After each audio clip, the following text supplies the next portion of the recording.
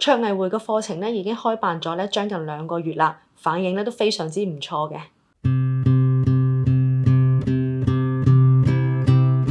嗱，因為咧喺內地嚟講咧，香港咧二房東咧呢一個聲譽咧係比較差㗎，係因為咧好多時候一到旺季咧就會有一啲騙案出現啦，而一啲國內嚟香港讀書嘅學生咧，佢哋通常咧都係會一年繳去交嗰個租金嘅，而好多騙案咧就係咧收咗佢哋年繳嘅租金之後咧就會係消失咗啦，咁所以就導致到咧學生啲損失會非常之大嘅。我哋曾經咧有一次咧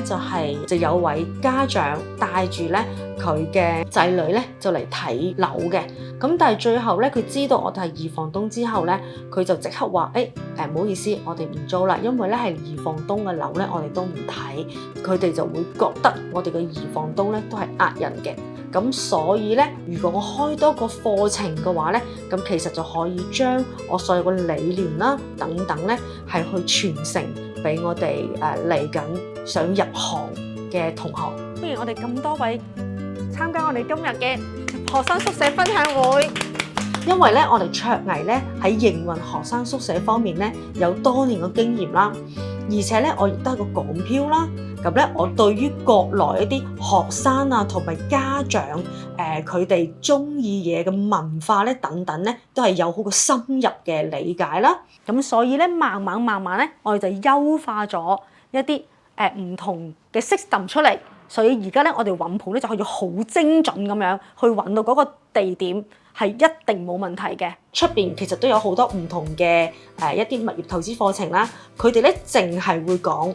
點樣可以賺得更加多，係啦，個好處係乜嘢，但係從來唔會去分享咧自己個試錯成本係乜嘢啦，自己或者係喺邊個位置嗰度咧會有一啲投資失利啊等等嘅分享。咁而我哋卓藝咧就會將我哋之前試過一啲面對嘅挑戰啊，都會同學生咧去做分享嘅。其實咧好多人問我咧就係